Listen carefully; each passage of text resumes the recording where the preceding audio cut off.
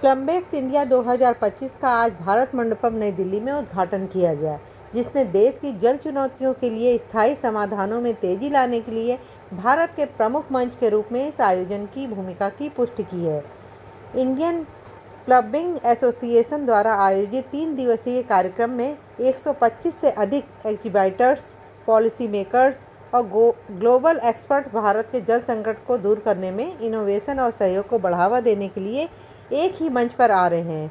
Indian plumbing association के अध्यक्ष श्री गुरमीत सिंह अरोड़ा ने प्लम्बिंग की परिवर्तनकारी भूमिका को रेखांकित करते हुए कहा है कि स्वच्छ जल और स्वच्छता तक पहुंच सार्वजनिक स्वास्थ्य समुदायों की सुरक्षा और टिकाऊ भविष्य को बढ़ावा देने का एक महत्वपूर्ण स्तंभ है।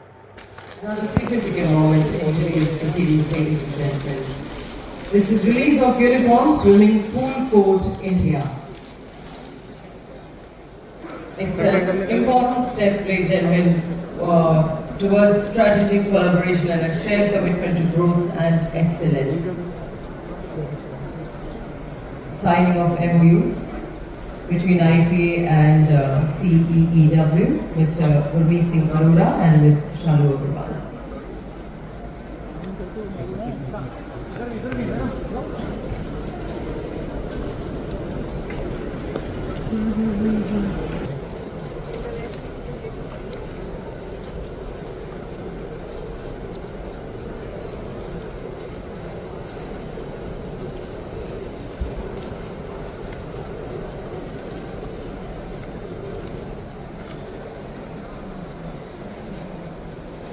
आपका जो पानी है वो 200 किलोमीटर दूर से आता है, क्योंकि दिल्ली की जो यमुना, हम जो दिल्ली में जो वेस्ट वाटर है, जो हम पानी जो वापरते हैं, वो पानी हम ट्रीट नहीं करते। 65% पानी दिल्ली में ट्रीट नहीं होता और वही गंदा पानी हमारे अच्छे पानी में जाके अच्छे पानी को भी ख़राब करता है। इसलिए अगर आप ट्रांस यमुना नोएडा जाते हो, यमुना देखते हो, तो वहाँ पर यमुना पूरी काली हो गई है। अब आप ये सिंगापुर से आए हैं, सिंगापुर प्लम्बिंग सोसाइटी के प्रेसिडेंट हैं, जहाँ हर यूज्ड पानी, ग्रे या ब्लैक वाटर, हर पानी ट्रीट होता है और रीयूज होता है। अभी इंडस्ट्री को देते हैं, पहले पीने के लिए भी देते थे, लेकिन पीने के लिए क्या है कि वही पानी हम पूजा के लिए वापरेंगे या वही पानी कोई रिलीजियस सेरेमनी के लिए वापरेंगे तो वो अच्छा नहीं लगता, इसलिए वो इंडस्ट्री को दे रहे हैं। इंडस्ट्री आज 15 से 20% पानी यूज़ करती है, 70% पानी एग्रीकल्चर के लिए जाता है। इसलिए अगर पानी की शॉर्टेज हो, हमारी देश में 18% पूरी दुनिया की आबादी है, लेकिन सिर्फ 4% फ्रेश वाटर है, तो ऑलरेडी हमारे पास प्रॉब्लम है ये। और अगर हम अपने अच्छे पानी को भी गंदा करते जाएंगे, वो पानी फिर यूज़ के लिए नहीं रहेगा। इसलिए बहुत इंपॉर्टेंट है, ये एग्जीबिशन शोकेस कर रहा है टेक्नोलॉजीज़ के कैसे हम पहले अपने नल में, अपने शावर में, अपने फ्लश में, अपने यूरिनल में कैसे हम पानी बचा सकते हैं। एरेटर्स डाल के 50% पानी हम वहाँ सेव कर सकते हैं। अगर मैं 50% पानी सेव करूँगा तो मेरा 50% गंदा पानी भी कम बनेगा, मेरे को ट्रीटमेंट भी कम करनी पड़ेगी। कैसे हम जन संचय जल भागीदारी, जो गवर्नमेंट ऑफ इंडिया जल शक्ति मिनिस्ट्री की स्कीम है, जहाँ पर हम अपना ग्राउंड वाटर को रिचार्ज करें, रिचार्ज पिट्स बनाने के बाद, तो कैसे आज ये 1 मिलियन पिट बन गए हैं जल शक्ति मिनिस्ट्री के नीचे, नेशनल वाटर मिशन के नीचे। तो ये प्रोग्राम चल रहा है इंडिया में, और कैसे हम अपना ग्राउंड वाटर को रिचार्ज करें। जरूरी नहीं है कि स्टोर करना है रेन वाटर हार्वेस्टिंग, क्योंकि 70% हमारा पानी ग्राउंड वाटर से आता है। इसलिए अगर हम वो ग्राउंड वाटर को रिचार्ज करें, हम आगे के लिए, हमारी आगे की पीढ़ियों के लिए हम पानी बचा सकते हैं। और तीसरी चीज़, कैसे हम पानी को ट्रीट करें। ट्रीटमेंट के अलग अलग मेथड्स है, यूवी, अल्ट्रावायलेट है, सीवेज ट्रीटमेंट प्लांट है, तो कैसे हम ये आरओ है, रिवर्स ऑस्मोसिस, तो कैसे हम पानी को ट्रीट करके उसको रीयूज़ करें अपने अप्रोप्रिएट यूज़ के लिए। आज ऐसे बहुत से बिल्डर हैं जो पानी को ट्रीट करके फ्लशिंग के लिए यूज़ करते हैं, पीने के लिए नहीं करते, लेकिन कुछ ना कुछ तो हम यूज़ कर सकते हैं उसको, हम हमारा फ्रेश वाटर तो बचा सकते हैं। तो ये एग्जीबिशन में यही सब टेक्नोलॉजीज बताई गई है। यहाँ पर बहुत से स्टार्टअप को भी हमने बहुत सस्ते में स्टॉल दिया है, 50% में स्टॉल दिया है कि वो अपने प्रोडक्ट को डिस्प्ले करें, क्योंकि इंडिया में स्टार्टअप सिस्टम बहुत बड़ा हो गया है और बहुत से स्टार्टअप हैं पानी के सेक्टर में, सैनिटेशन के सेक्टर में। तो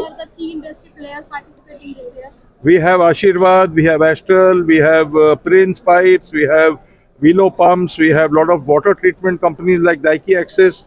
So the entire supply chain of water, from the water, we have Serra, we have lot of tap manufacturers. So from the supply chain of water to rainwater harvesting, to the treatment of water. We have the entire supply chain of the water industry here at the exhibition. Sir, when we talk about innovation in technology, how do innovation like smart water networks addresses affordability challenges for low-income communities? Sir, let me tell you, I'm also part of the Indian Green Building Council, which is part of CII, where we have a lot of buildings which are net zero water.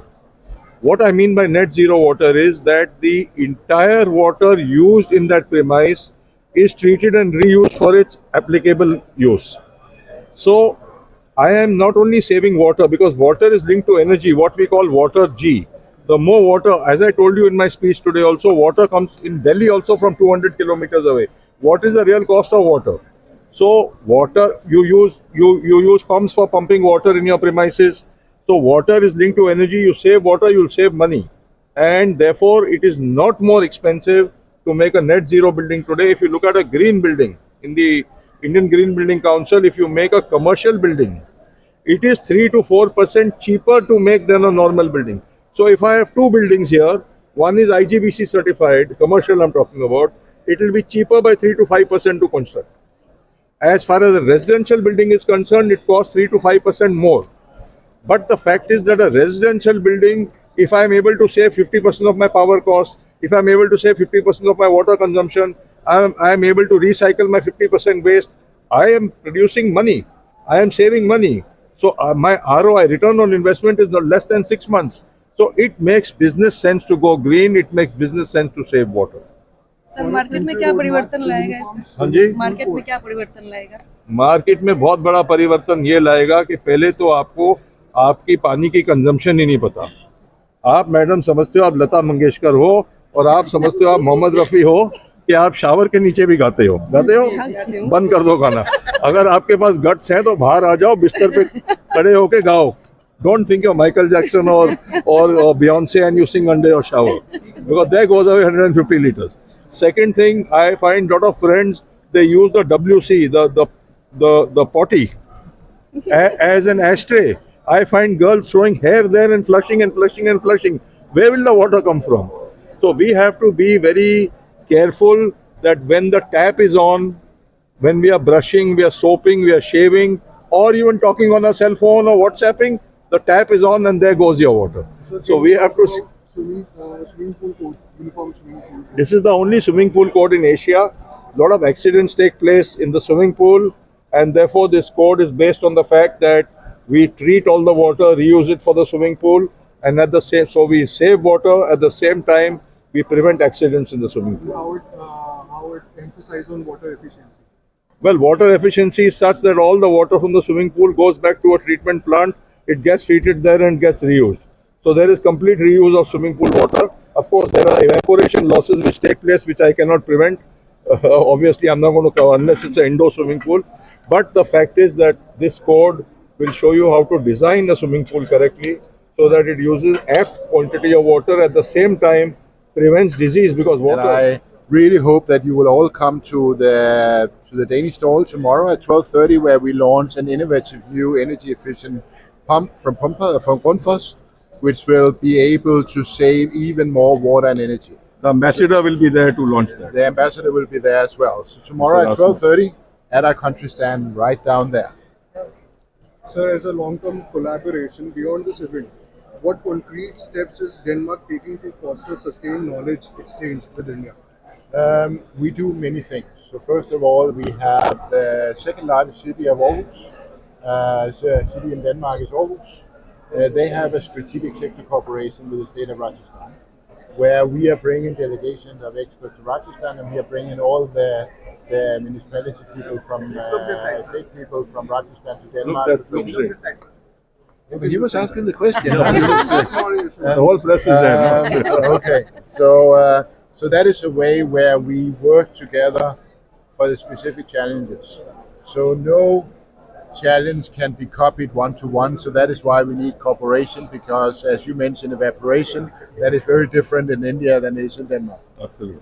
Another thing we are working closely with the Niti Ayong, with the Atoll mission, where we every year launch a water challenge which enable Indian startups to come to Denmark and develop their business plan. And that way, we are then bringing in new innovative technologies into the world. So in the U.S., we do have water efficiency codes. The Uniform Plumbing Code, which IAPMO writes. We have a code called We Stand. It's a water efficiency code. And in India, we have a code called WEPI. It's a standard, the WEPI code, and that is for toilet water efficiency and water and for tap water efficiency. So we built our lab in Bengaluru. We have just inaugurated the water efficiency portion of that lab just this week. And this will allow urban areas, rural areas to use products that save water. They don't waste as much water. So it's extremely important wherever you live, rural or in urban areas, to use WEPI certified products. Our lab can do testing, other labs can do testing, and hopefully the Indian government will want to adopt more plumbing codes, building codes. We write codes here for the Indian market, and we're always happy to work with BIS so we can adopt those as national standards in India as well. Sir, India's plumbing sector is often perceived as a developing sector. I can say unorganized, but what would it take for India to build a world-class plumbing workforce like the US? So to develop a world-class plumbing workforce, organizations like IPA are already starting that effort. What you need is the industry, the government to understand that plumbers need to be professionals. They need training, they need certification, they need education. Everyone just can't be a plumber with a few weeks training. You need a lot of training to do things properly. You need to understand the building codes, the plumbing codes. You need to understand quality products, safe products, certified products. So what you need is the government to mandate some professional certification requirements for people and for products. Privilege and honor to partner with the Plumber Association on this very important subject, promoting circularity in the reuse of treated wastewater is one of the key research pillars at CW, and we look forward to learn from the immense experience that IPA brings, and bring our research expertise and your practitioner perspective and expertise to make the goals for water reuse possible in all our municipalities. And we will be sharing more about the work in tomorrow's panel that my colleague Nathan will be speaking on, so please do join that as well. Thank you. Partnership, and it's really been a pleasure. I've been involved with IAPMO since 2015, so about 10 years. I met Jeremy probably 2018 or something like that. And to see how much IPA has grown over the years has been very exciting, especially for IAPMO. We're a small part of that partnership, but the growth has been amazing to see, not only at IPA, but throughout India. The construction business, the water business, the plumbing business, air quality. It's so important when you have a growing society and a growing culture of India. So at IAPMO, we really focus on 3 or 4 main things. But ideally, we want professionally trained Gurmeet Shahji, Surelji, other national and international dignitaries, organizers, and organize Indian Plumbing Association office bearers from across India. I bring you all greetings from Council of Architecture. Here at Plumbex, I had the honor of also speaking at the National Conference in Hyderabad in December, and it's good to see so many familiar faces. So you might wonder, what does a representative of 6 million people halfway to the North Pole doing here on the stage when you're there? And that's a good question. As some of you might know, Denmark is consecutively being voted one of the most sustainable countries in the world. And that is to a high degree in our innovative way of managing water in the full water system. And that is also why India and Denmark has joined into a partnership the Green Steel Partnership with our Prime Minister launched back in 2020, which is not just a partnership where you have dignitaries shaking hands saying we're partners, but actually a mutually agreed action-oriented plan of 64 points, many of them touching upon how Denmark and India can work together on water. As Gurmit said very clearly, he raised the flag about the challenges facing India. India has about 3% of the world's water and 17% of the world's population, and is facing issues when it comes to how to tackle this. And this is where Denmark works very closely with the Ministry of Society. We work with the National Mission for Clean Ganga, we work with the Algeria Mission, and we work also on startups. So you mentioned your cooperation with the Atoll Mission, and I'm sure that Nancy will be very happy about how we work with the Atoll Mission with the Innovation Center Denmark on the annual water challenge, bringing Indian startups and engineers tackling challenges today to get more water tomorrow. Now, we started our sustainable water journey about 4 years ago. We faced many of the same issues that India is facing today. We had depleting water bodies, we had massive pollution in our water bodies, and we then started with a progressive taxation. Mr. Soren Norilun Kanik, Commercial Councillor, Head of Trade Council, New Delhi, Minister Designate and Regional Coordinator for South Asia.